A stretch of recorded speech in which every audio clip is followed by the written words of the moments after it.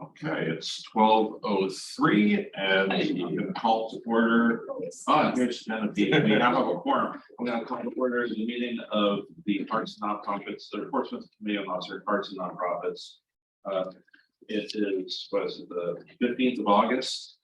And we have a few things to go through today. But the first thing on the agenda is the approval of our July 18th meeting minutes. And I believe we have a quorum in person now. Plus Barbara on the call as well. Do I have a motion to approve the minutes from July 18th? Thank you, Jason. Do we have a second? Second. Jen seconded. Are there any changes, questions, comments? Great job on the minutes, Stephanie, and thanks for circulating them and getting them up on the website. Super appreciate it. It occurs to me that I might have made a reference in them to marketing report attached, which it wasn't. Oh, yeah, we decided not to attach that So one. I will take, if it does say that, I will take out that. Okay. reference from our- I appreciate that. We decided to hold off and attach the final marketing report that we're going to see today instead of the interim one that happened last month, just for public purposes. Although anyone can watch the recording from last month and see what we went through. So do all in favor of approving that says stand? Any opposed? All right, unanimous approval, thank you. So the first thing on the agenda today is an update on how the AFIS study is going. So Robert and Renee. Robin's gonna take it, unfortunately, I've been out of town for a while. That's fortunate. Welcome back. Thank you. So as of July 25th, the last time I reported, we had had a total of 91 surveys completed, which was below what we had hoped. As of August 10th, we have 171. So I'm glad to see some progress. I wanted to thank Kate in person. I will, she did a night at Prescott Park, which was really great. I did a night at Prescott Park.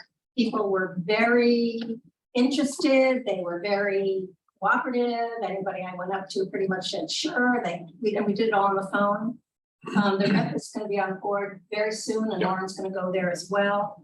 I'll be calling. Pontine is not doing shows right now, but asked for a call in mid-August, so I'll call them next week. But just as a reminder, at the end of July, we should have had 200. So now we're mid-August and we have 171. So we just still have to do a lot of outreach. We're doing it continually, and some of it is really taking one of us to go there. Somebody from the community. So that seems to be kind of what's happening. Do we have a goal for like end of August or end of September? Is there like a next goal? Well, it should be 200 every quarter. Okay, Because we're supposed to do a minimum of 800. got it. And that's, so that's the audience intercept surveys. And we haven't had the complete information sent to us about the organizational surveys, which then we have to convince the organizations to do. But we have been told that the smaller the organization, the less complicated that organizational piece is going to be. So it won't be the trudge that Barbara sometimes refers to that takes a long time but is worth it. It will be kind of graded. So smaller organizations will have to answer less and it should be easier. But that's not till like January. So we're really concentrating on audience intercept. Robin, Go ahead. Yes.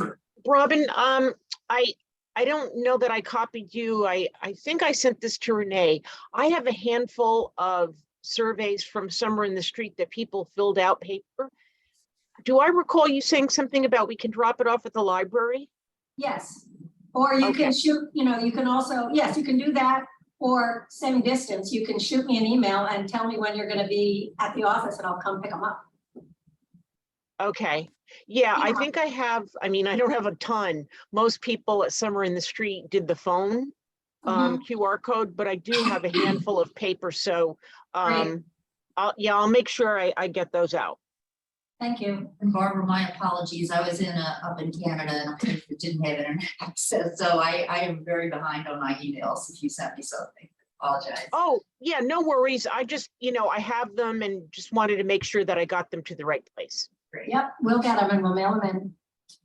So I guess that's it, just, continuing to ask people to do stuff.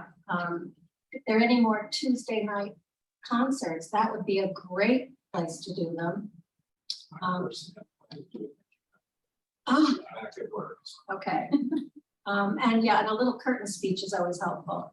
Just as a side note, the board of directors president at Kittery Dance Hall is Paul Hodes, who used to be a congressman from New Hampshire, and he's a member of the National Council of the Arts. So he knew a lot about AFTA and everybody there.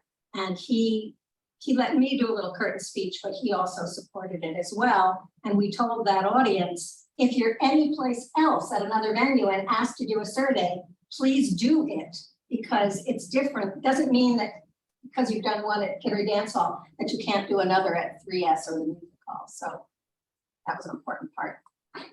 Thanks. So in my understanding, since we had 171 in Q1 or up to today, and the second quarter ends October 31st. So our goal to stay on pace would be to get another 229 surveys in by October 31st. That's correct. So we don't want to fall behind on it. So Yeah, and I yeah. would just add that, that's the goal if you split it up evenly by Yeah. quarter, but as we know, the summertime and moving into this is really the time when you're gonna get a lot of traffic. So I would feel much more comfortable if we were, Get ahead of 2/3 of our way or 3/4 by the time we hit that, so that we can coast the rest of the way. Well, we have the unknown of, is there going to be a COVID surge in November, Right. December, Right. January, whenever it's going to happen? And is there going to be a period of 6 weeks when people Exactly. just stop going to venues or whatever? And we certainly hope that doesn't happen, but we all know how difficult it is to predict anything right now. So I'm happy to volunteer my time to come to the venue, do what Robin's been doing, and do a couple nights somewhere to help get these out. I Thank you. hope other committee members will find a moment. So if you have, Tina, if I can come over and do some service at the music hall or go to the 3S Art Space, or if Jerry, if you have any events or anything happening, I'd love to do one for your organization if there's some type of event that's going on, between now and the end of the year. I'd love to volunteer my time and come help, because I know you have a small staff. So if there's anything going on. So we're working at 3S maybe for one of the poetry events like we did last year in partnership with Seacoast Outright, and that's November. And before that, the Black New England Conference is going on in October. Is that going to be in Portsmouth? That's not in Portsmouth. Okay, yeah. It's But I don't know. But the poetry event is in Portsmouth. And then you're looking at 3S for that? Yeah. Okay. All right, Jerry, and I'll reach out to you and We have our dates too, we can get you to the rest. Yeah, can I, I don't have your dates, but if you sent me them, I'll try to make sure that I'm volunteering that night anyway, maybe if there's volunteer spots. Yeah. I mean, Go I ahead, know now Barbara. when I'm volunteering, but. yeah, hey gang, can I make a suggestion that, and if you want to send them to me, I'll compile it and send it to the group of things coming up and dates where we'll want people at the door, the gate, whatever. I don't have an event now until December. But I mean, there's all kinds of other things to do, as you all know that. But if you get me your dates, I will make a list of things that people should be going to specifically survey for AFTA. How's that sound? if we could do something that's specifically for this committee, that would be great to Yes. get committee members to volunteer. So it doesn't have to be something comprehensive, but I do think you're right, Barbara. If we had like a handful of 6 to 12 dates where we knew committee members could go out in the community and help with this, I think that would help us get to that goal. And and if you guys get me that, I will compile that for this group and shoot it back out. So you don't have to go to every website and figure everything out. Well, it'll be in one place for us. All right, excellent. Did you have a comment? No. Yes, I don't. All right. Any other questions or comments for Robin on the AFTA study? Just to say, we did send out a press release with a call from the mayor. Thank I you. haven't seen it appear yet, and I repeated it in the newsletter, so the audience understands, but also organizations who haven't yet step forward, we'll have them. Thank you, sir. I apologize for not mentioning Yeah, it. that's right. That's great. All right, fantastic. That's it for the Aptosite update. The next thing on the agenda is the marketing pilot project. And I can share my screen, Ben. I have the presentation that you shared with me. So there we go. Take it away. Yeah, and I just have a little bit of a sore throat since kind of the right thing last year. So we received our, who knows what the right thing is. Yeah, right. It's so weird. Received our final report from our partners at Darcy Creative for the campaign. This is pretty fresh information, so the marketing committee, subcommittee of this group has not had a chance to review this yet. I think that would default to Jason on this, but I assume this group will convene, look at this information, and come back with some recommendations at a future meeting. But happy to share just as a point of data as to where we're at. So the campaign has wrapped up. It wrapped up in early August with kind of spending the last little bit of social. If you want to go to the next slide for us. So pretty strong numbers as far as I'm concerned, and I'll default to the marketing committee for more analysis later, but close to 8 million campaign impressions. That little form we had for people to receive more information, 1,500-ish, filled that out with a pretty healthy conversion rate from what I know of these things.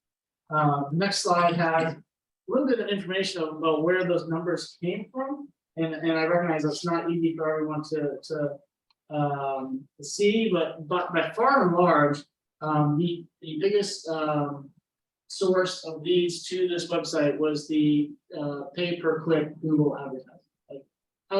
Like dominated well beyond anything else that performed. Then we'll go into some more. So the top two were the Google. The second one was direct, just going straight to the website in and of itself. Then local IQ, the third one there, that is Seacoast Online advertising, and then Facebook, and then Google Organic, Instagram, and the list goes on. So some great information there. You'll see some peaks and valleys in the bar chart or the other one, sorry.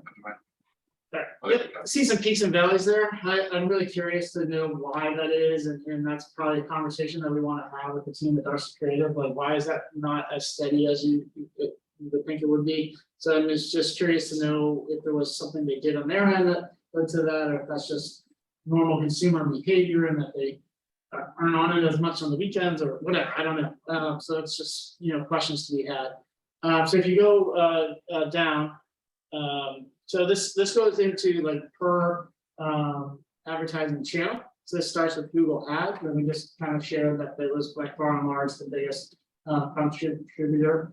And this cost per impression is a pretty interesting number to keep an eye on as we go through this campaign, because some are much higher than others, and will be great information for us as we hopefully someday proceed further in advertising. This is our Google Ads overview. 4.7 million impressions at a cost of $2.07 per click. So that those are those numbers. You want to go to the next page, please. So you can see a couple different variations they have here through YouTube. And then this display ads, and so these are clicks and conversions there. You can go down to the next page. This is still in the Google Ads area. This is what they used for some of the affinity segments, which I found interesting. They're dining out, often arts and theater aficionados, family focus, frequently attending live events, movie lovers, music lovers. So you can see, just what they used to do that and where all that went. So you can see like June and July were really the big months for this campaign. August trickled down, and May was a ramp up because I think we kind of got started in May. And I'm assuming the 7 whole clicks in April were some testing on that part. May I ask a question, just because I'm not Of a marketing course. person? Yeah. Conversion, does that mean converting from clicks to a next step? or- Yes. Yeah. So they viewed it, and then they clicked it, and then there's a bounce rate if they like go somewhere and immediately leave. Oh, this is where I want to be. So yeah, that's some of that. So there's some of the ads, we've seen those, we've viewed those, we've viewed those.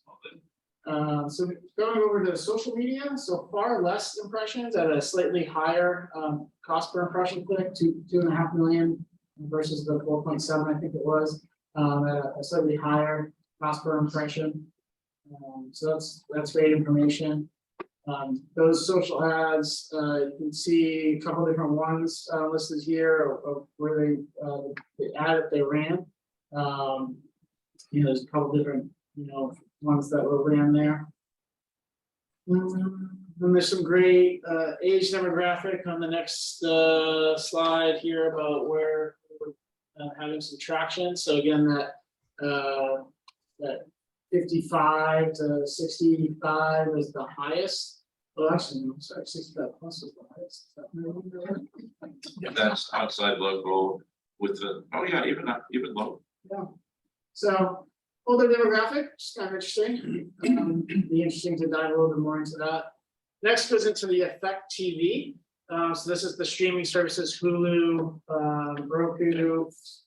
This has a very high cost per impression metric and fairly low number, 228,000.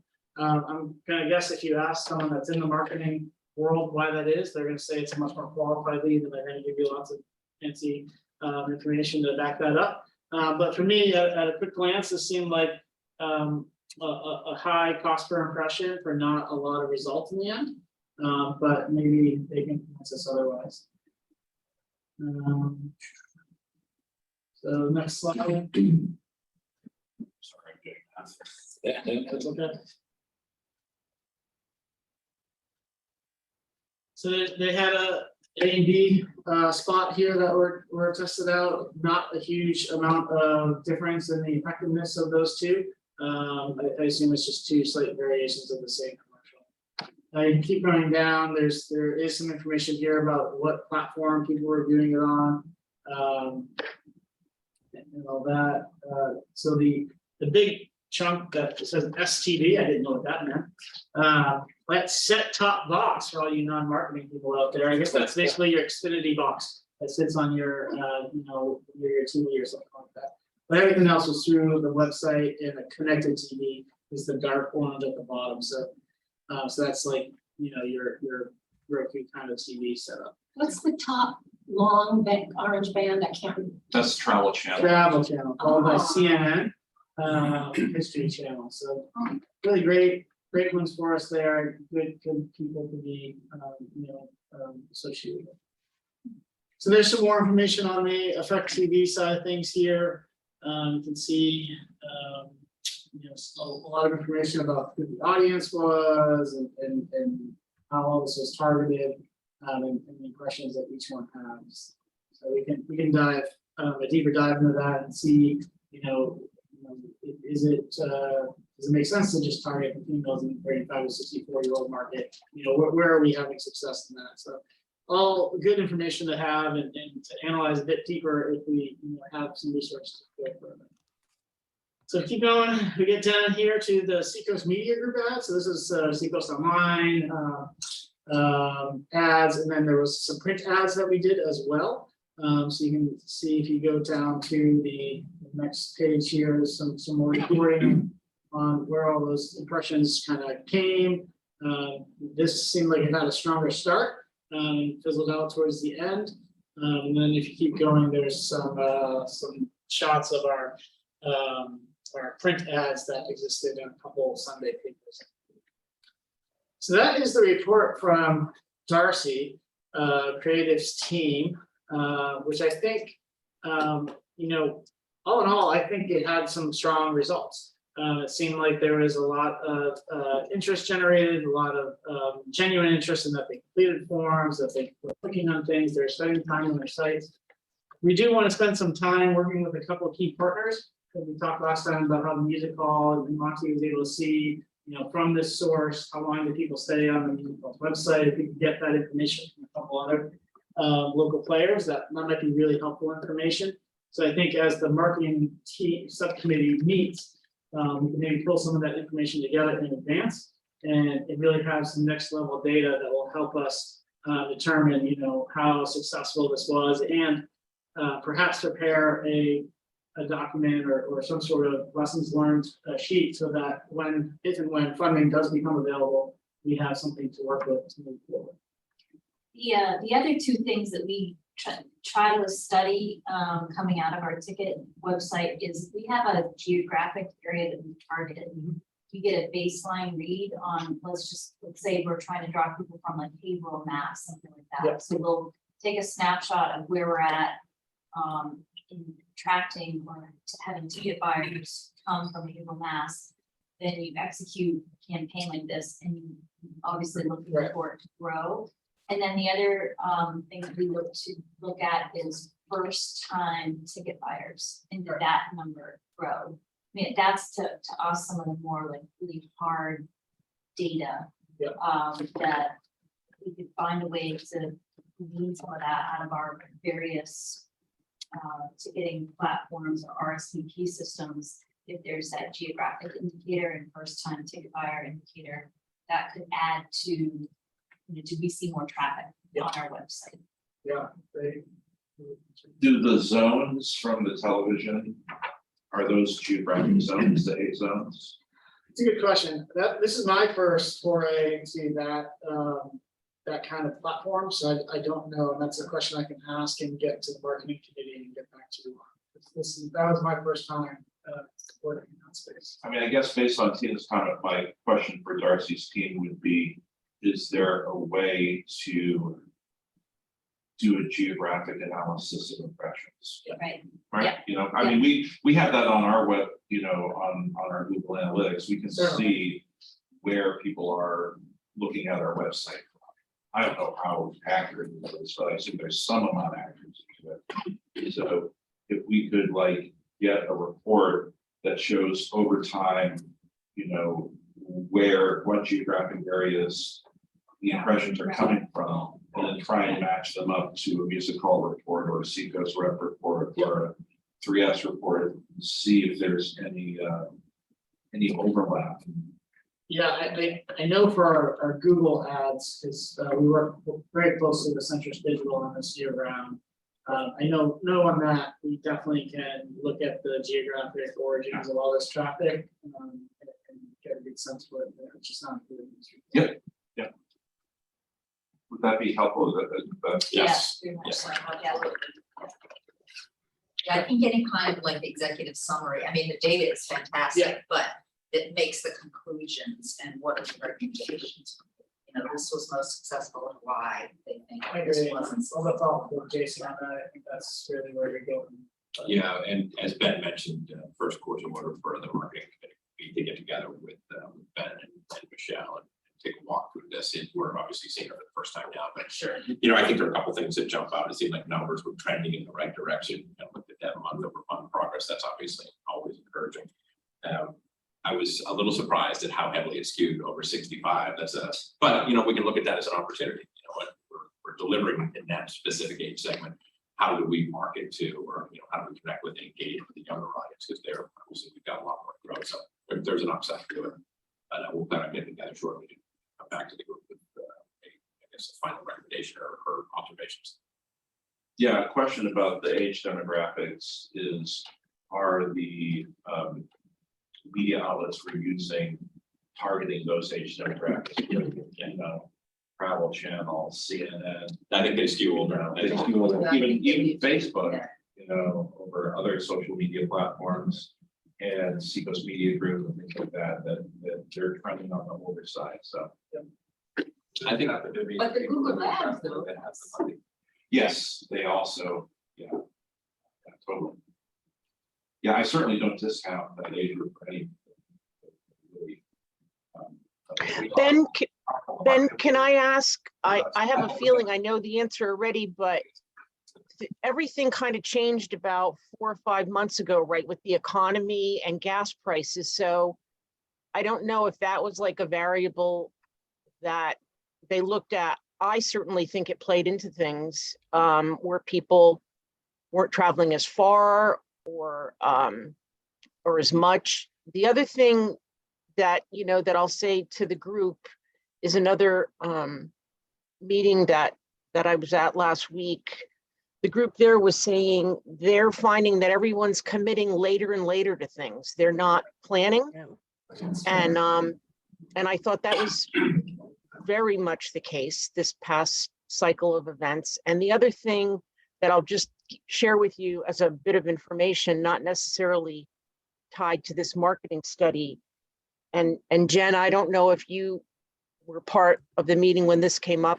I think you were, is that people are not committing to subscriptions. So they're doing things on case by case. You know, they don't make these seasoned decisions. They decide like right before and then go for it. So I think that kind of muddies the water of everything, right? Because some of you in the room have had subscriptions or memberships with people for years. And this group at this other meeting was saying they're seeing that change.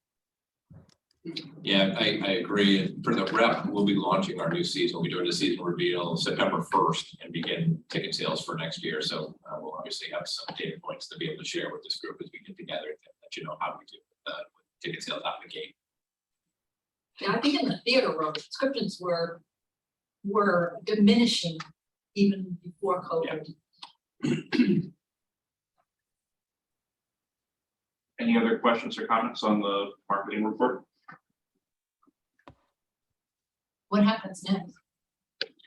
Well, I think that we gave you a few questions to go back to RC with. And you know, the decision as to whether or not we continue forward, which is something that we really need, but only happens if there's money available. It's going to depend on what happens with the funding of the city. And we typically made a very specific request from the funding, and I've not had an update on where the ARPA funding awarding process is, where it's standing. We did talk about the possibility of going to talk to the community group that was set up by the mayor and the city council. But I think, correct me if I'm wrong, Barbara, but I believe we were told that, you know, that's not the place for us to go to at this point, that they're looking at very specific requests that are not necessarily related to the type of requests we're making. And that the request that we made directly to the city council back in December is still in progress. Right. Our takeaway, I think, was that was focused on health and human services. And so any request from us was to go directly to the council. Sean, do you have any thoughts on where we are in this process? Well, I'm just recalling that I believe it was Councilor Cook asked the city council to schedule a working session. Yes. Regarding ARPA funding. I don't know if that has been scheduled. The next city council meeting is next Monday. Yeah, I think she managed to get something on the agenda before leaving on her trip. Okay. So I'm hopeful that things are going to start moving forward for us at some point this year. But I do understand that it's a challenging process. Yeah, and I do think in the conversation in the last meeting that to get something on the books to talk about the remaining ARPA funding was important. That just allows this group to get on that list. Yeah. And not be in other places where you might be in the wrong place, right? That's the place to be. Yeah. So that, I think, does that answer your question, Jeff? It did. Very thoroughly. Okay. Is there, you know, obviously we can like the way we've gone about, but we were tasked with a very specific goal.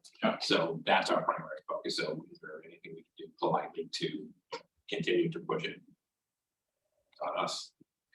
I think that Councilor Cook has taken it on to make sure that this is not forgotten at the council level and is pushing it forward. So at this point, I think we should wait until our September meeting and get an update from her on where it is at that point. Does that sound? Yeah, I just be clear, it's the city council that's going to decide how those funds are distributed. So Yeah, it's not like, you know, things could be happening in City Hall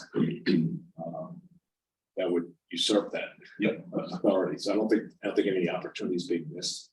I think it really is, and you've got your city council liaison kind of pushing the whole city council to talk about this. So I think it's a good place. It's not moving fast, but it's there, and it's not, I'll say, sneaking out the back. It's there.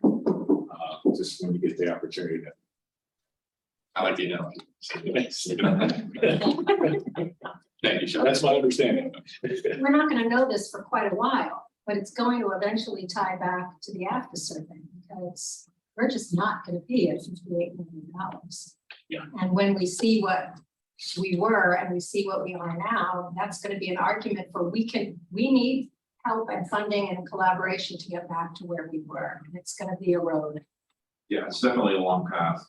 And I don't want people to have the mistaken impression that things being good at any moment in time in the current moment or in the next 6 months means things are back to normal, because we've still got a long road ahead of us to recover from what's happened over the past 2 years. So. Yeah, Matt. And I'd just like to just remind everyone in the room, in that we really bring matching funding to the table. That's right. Whatever dollars are provided to us to advertise, we can use the state's joint promotional program through the tourism office at the state, and we can double those funds. So I don't know too many other organizations that are bringing, dollar for dollar matching funds to the table. But that's something that we have in our back pocket that I think is an asset and something that could be leveraged in our conversations. Is there any time frame attached to that? Oh, yeah, there's lots of timelines. So the way that that program works is there is 4 opportunities for funding in the fiscal year, the available funds. So the first phase of those fundings happens in the summertime, so we just experienced that. I think round 2 application is approaching momentarily. And the further you go, obviously, the more that pool gets depleted. So us as an organization, we tend to put all our requests in that first ask, because that's when the most money is available. So, but that doesn't mean we can't go back to the well for the next. Were we able to successfully leverage any of that funding in this last project? No, due to the timing and things like that, we were not able to do that. It's the state process is very particular in that, like, we cannot commit to spending any of the funds until we have like the signed letter that's been approved by the executive council and the governor and the whole process at the state. So if we were to have, say we were to have signed like a contract with pick an advertiser, Effort TV, and then we got funding later retroactively, it wouldn't have worked. It has to, it's not as flexible and fluid as we needed it to be to really take advantage of it. The state's working on that. They know that's a challenge for some people, that sometimes things happen quick and the state is not really set up to move quick, shocker. But they know that's a challenge. So to Jason's point, is there an ideal timing to start the next phase of this in order to leverage those types of funds? Yes, and I wouldn't have that data. Typically for us, as we do all our planning in the spring so that we can apply for everything in summertime. So it would be it's a drawn out process. So when we apply for those funding, we have to tell them, we have to provide quotes. We're going to do this and this and this for advertising. Here are the quotes from the advertisers that say we're going to spend 5,000 here, 7,000 here. And you have to have all those ducks in a row, and it's fan application. You have to go in with all these, all these things lined up, ready to go. So we can do whatever we need to do on our side. We just need to know what matching dollars are and how to spend. Okay, so what we're really looking for from the city is a bulk disbursement for an extended period of time for the complete project, instead of having it put out bit by bit over time, and that's going to allow us next spring to leverage the maximum amount of funding to match, to really have an impact, a more significant impact. Okay, all right, that's good. While we don't have matching funding, what we've been thinking about is kind of waiting to see if we can get agreement on a geographic target through this initiative here and matching dollars to do some of our targeted marketing for some of our bigger productions where we generally have larger marketing dollars to spend, like our partnership with Playhouse.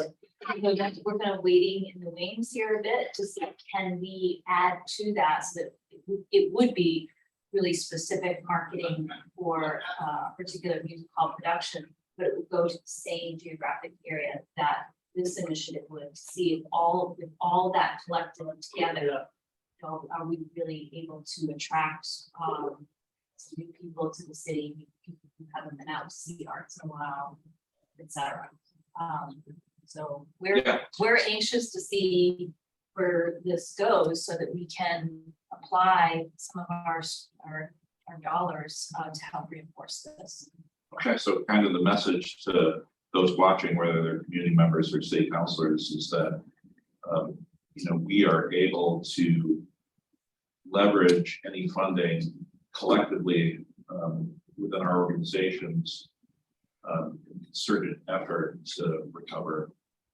So this is a coordinated and strategic effort. And a very important effort, and we have some strong data now that shows that we can reach people and we can get out there and provide information.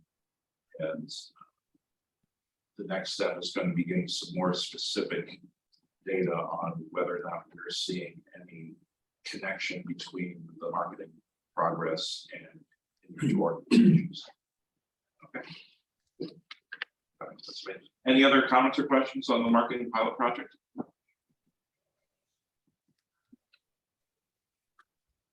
All right, thank you, Ben. That was much appreciated.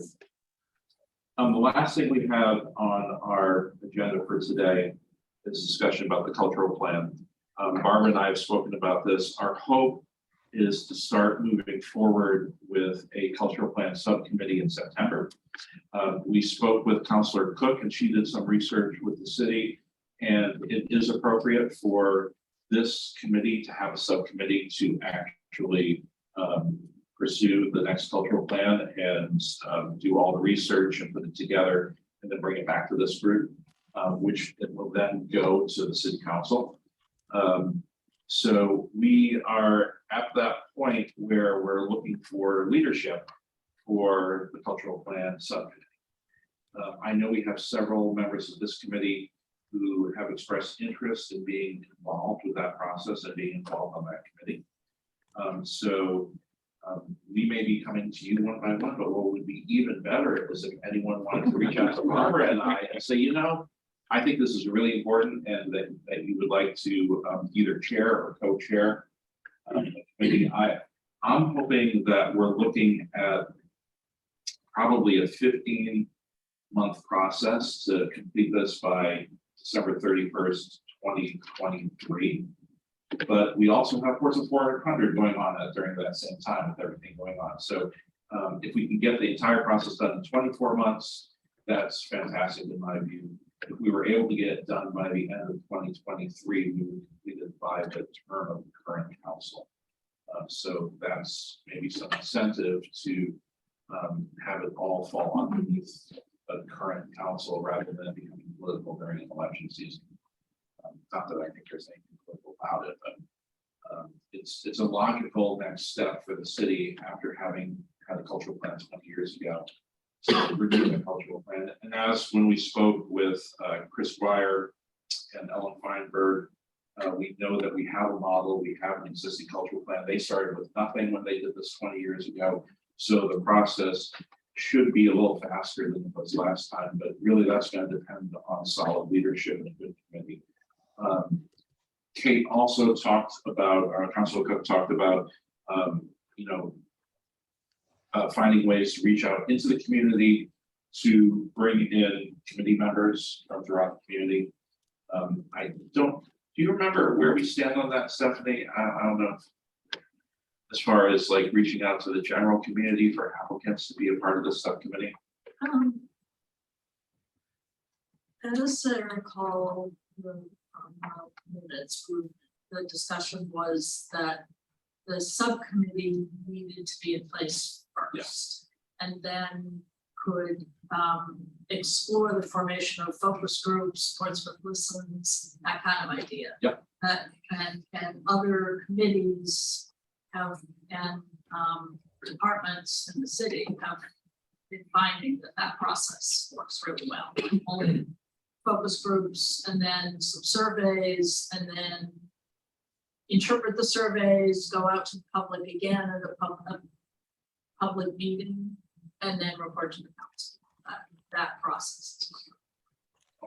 Russ, if Yes. there were, if and when, you know, if somebody steps up to chair and a couple of other people step up to be on the committee, I would think that that initial group could create an application Yes. to be posted and then ask other people in the community to join that committee. I don't know the ultimate number, maybe that number is 10, but if there's an initial 3 or 4 that could maybe create the application, we could look at it as a committee, and then people in the whole city could apply to be on that committee. I think we have at least 5 from the committee who've expressed strong interest in serving on that committee. What we don't have at this point is a chair.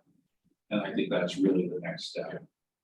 If we can identify from that group of 5 or 6 people who said they really want to be involved with this space, we can identify a chair or 2 co-chairs, or even 1 chair that's willing to co-chair with someone from the community at large who comes on board.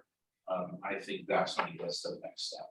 So if Barbara and I are not hearing in the next few days from people who have already expressed interest, we'll start going down our list and reaching out to people and see if we can make this happen. Did you have anything to add to that, Barbara? Oh, well, I was just going to say, I kind of assumed, maybe dangerously, that we would already have a form, and it's the form that we used for this very group. So I don't know that we have to recreate something, because it's a general city committee commission form that I think is important for us to be consistent with in anything we put out into the world. So I think we're good on the application. What Kate was going to ask the manager to include in the next meeting, city council meeting, was that we were going to be forming a subcommittee and that we were going to be asking the public. So what the public is going to hear next Monday night is that we are moving forward with the cultural plan, and these are the next steps. What we don't have in place yet, Russ and I, is to say to the council, here are our chairperson or persons or whatever it's going to look like. So those are the things that are in place right now. Excellent. So Russ, Yes.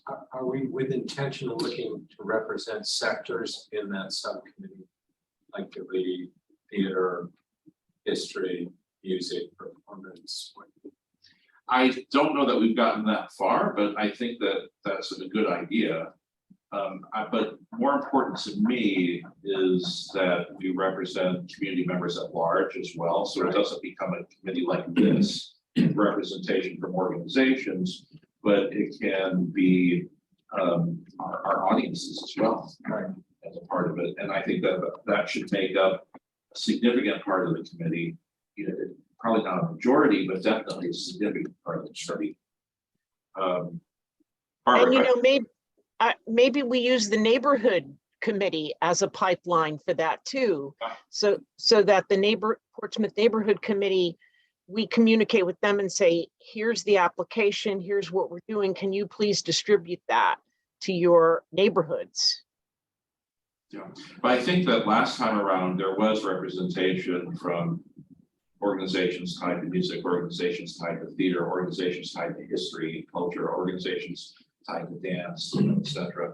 So probably would be good to be intentional about that, and not just hope that all falls out that way. Although I have a sneaking suspicion that it won't be difficult to get that type of balance. I think there were different focus groups too, because sometimes there were focus groups, just arts people, and there were focus groups with audience members. To make sure that was all. Yeah, and that'll be worth it, the committee does. Yeah, definitely. Sean. I just checked the language here. So Yeah, they're about setting up a subcommittee yes, of this committee. yes. Does that mean that the city council would have to approve who's on that subcommittee like it does this one? Or Well, is it not? That's a great question. I don't know the ramifications of that yet. And I think that's part of what Kate was going to be taking to the council, right, Barbara? Is that whether or not the Yeah, and I think another reason why you're saying not reinvent the wheel with the application, but use the same application we used for this process. Right. We have 2 people on the AFTA committee who volunteered because they are representing another organization that wasn't approved by the city council. Right, it's a language thing, because I'll give you an example of the EDC, the Economic Development Commission, which it's my group, I'm on that group. We set up working groups as opposed to subcommittees. Yep. It's a language, it could be a language thing, Okay. because this is gonna be such a Yeah. task to reach out into the whole city, whether it's focus groups or task forces or working groups. Yeah. I would just check the language Okay. in terms of how to keep it simple, keep it accessible and inviting to broaden audiences. I'll double check that, but Barbara, I thought we had an email that implied that the subcommittee was okay. But I don't know the detail of whether or not that implies that every subcommittee member goes through a vetting process at council level. Right, I'm with you there. She did say that we were okay to do the subcommittee because you and I were concerned about that getting pushback. But beyond that, I don't recall any detail being put to it. Okay, all right, well, I certainly, we don't need to create a subcommittee if it reality is the function of a work group. And, so we should check, make sure that the language is correct so that we don't place undue burden on the city council for something that really doesn't need to have that burden. Or if we feel that it does need rise to that level because it's a document that the plan would be approved by the city council and then eventually parts of it would make its way to a master plan for the city, maybe we do want to have that process there. So that's something we have to figure out in the next month. Working group or something. All right, that's, thank you. Any other questions or comments on this topic?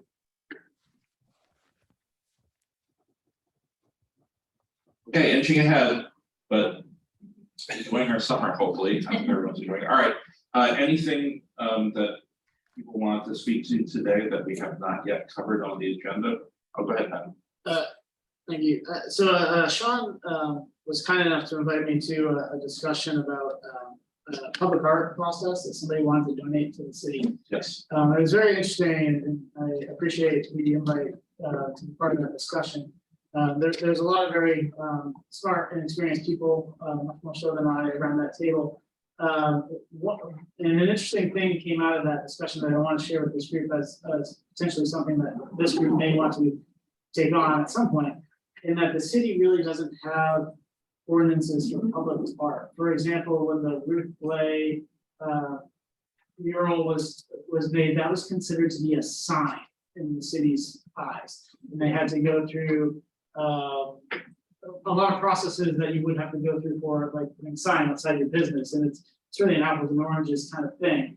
And that there's not a great process at the city for adopting large murals and displays of art in the city. So it may be something that this group wants to work with city staff on to develop some ordinances. So that is a more streamlined process for. So am I doing that justice, Sean? Or there?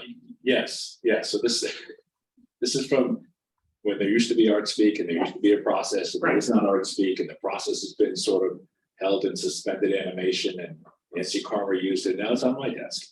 And so I'm trying to do it justice, but it's not clean, it's not, I think there's opportunity to strengthen that, codify it, whatever it is you want to do, to document it, so that it just streamlines the process of whether they're public art commissions or donations or requests or things like that. That's.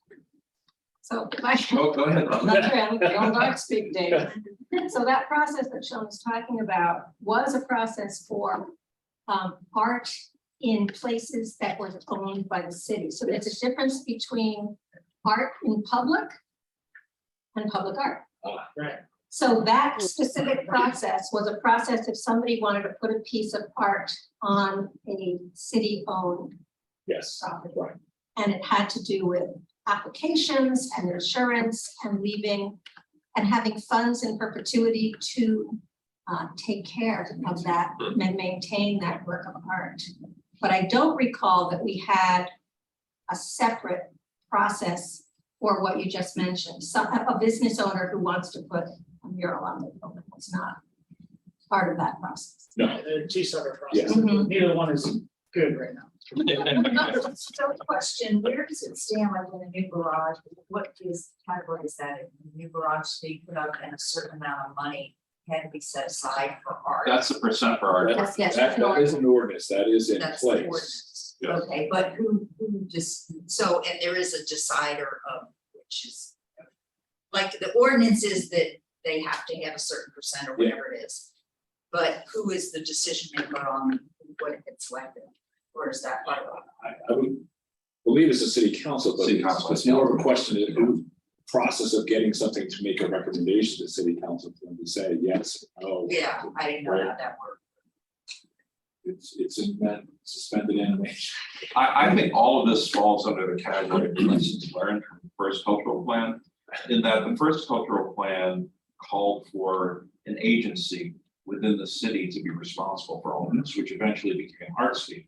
And when ArtSpeak went away, all of those responsibilities did not go away, just the agency went away. So that, you know, yeah, exactly. So you've got all of these procedures and ideas that really wonderfully contributed to the artistic vibrancy and cultural vibrancy of the community, but no longer an agency in place to facilitate all of that work. So while I appreciate Ben's comment that this could be something that this group should address, I almost feel like this is subject matter for the next strategic or the next cultural plan for the community that then determines, you know, how can we create systems or processes that can be held by the staff of the city as opposed to an agency, and how can there be committees that, you know, when an agency or a committee is not present, how does the staff handle that? You know, and all of that type of work, because, you know, fortunately or unfortunately, this is not a daily occurrence that the city staff has to deal with. But because it's not a daily occurrence, when it does pop up, it's a little more work than it should be. You know, so maybe this is part of what the cultural planning process is going to be for the community. How do we deal with these over time, especially things that put additional weight on city staff members and the city council when the agency is not there to support the process. I think that's a great suggestion, Russ, because that's where institutional knowledge really is kept, right? Even in all of our nonprofits, generally staff who it's their responsibility to hold on to. I think we could use the arch, and I'm sure there's other examples of a few pieces of public art that have been erected in the last couple of years. It certainly was kind of a kludgy process, but we got through it, and so we might be able to have some reflection on how that process could have been improved, but maintaining it is now the challenge, and resurrecting, you know, funds that the music hall was set aside and gave to the city to maintain the structure. Like we've had to poke around with various city officials to say, no, we gave that funding to the city, that's there, the lights now need to be fixed.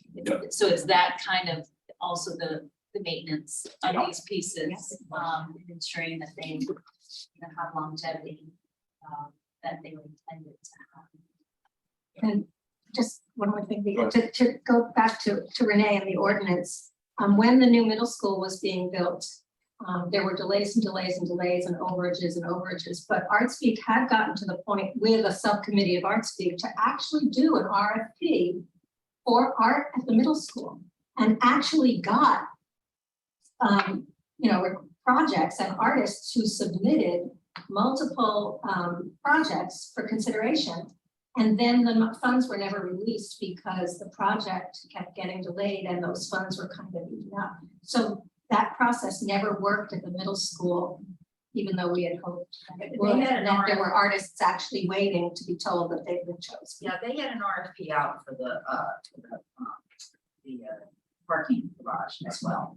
I just didn't know what happened because I was involved in a little bit early on, you know, with NHAA, but just in the aspect of exploring whether or not it was an option for some of our artists, I didn't pursuing any further, but there was an RSVP. That project was completed, the parking garage project was, Mhm. actually, was that the first major project from Percent for It Art? might have been that one after the art, I think that, they were around the same time, but those are the two that come to mind, is the arts and the work that was done for the foundry. Was the arch partially Percent for Art? No, so we did all the Yeah. fundraising for that. But the garage was Percent for Art. Yeah, Yeah. so it's public. Yeah. Yeah, And I think that might be the only Percent for Art project on record. oh, there you go, so that's probably. Is there another one? Well. Yeah. The sculpture, the memorial at the base of the bridge, Okay, Yeah. had some intersection in Okay. that process. A little bit. but was it bonded funding from Percent for Art? No, it was Private public, fundraising. it was private, no, but Private it was private fundraising in a public I think space. that's the complexity. But no, it wasn't hardly. I think that the Percent for Art ordinance, my understanding is that like, the foundry garage is the only project that was funded by Percent for Art. Yeah. The ordinance is still there. Yeah. So for future projects. Well, I was on ArtSpeak when that ordinance was voted on by the city council, and there was a real push. There was this back and forth between lowering it to 0.5% to 1/4%, and the way we got it up to the full Percent for Art. And it's only 0.5% at the statewide level, so the way we got to the percent at the city level was the agreement that the city council had now. They were able to nix it if they felt a unified need to nix it. That's what happened with the middle school project. So that's part of the challenge. Opportunity. I just like that, a unified need to mix. Yeah. Yeah, Barbara's got some too. Barbara, go ahead.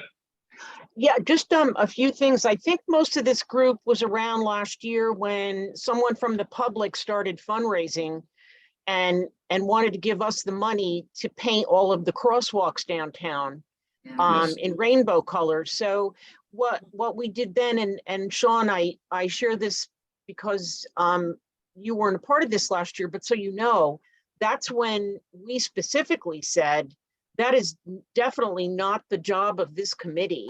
We don't even have a way to accept money.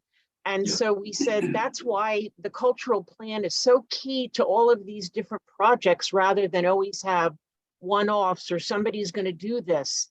You know, the 400 trees that are being planted both, you know, at Prescott, I mean, at Pierce Island and around town, that's part of Percent for the Arts. And honestly, Ben and I didn't talk before this, but his bringing this up was something perfect for me to segue into the 400, which is I've been tasked to let all of you know that we have put out the RFP for the legacy projects for the Portsmouth 400, and it is to be a sculpture park at the Bohenko Park on Market Street. So I'm letting all of you know that if you go to the portsmouth400.org webpage right now, the RFP is there, and I respectfully ask that you pass that information along to any artists you know who are proficient in outdoor sculpture. And you'll see all the information there on that webpage. So we're very excited that we finally gotten to this point where the RFP is now public. And we're very excited about this, and I'm excited to let all of you know about it. Awesome. Excellent. Thank you, Barbara. All right, well, it's 1 o'clock, so it's time to adjourn. Thank you all for your time. I will see you all in our September meeting for the rest of your summer. Thank you. Thanks, Rob. Thank you very much. Thank you. That's, I think,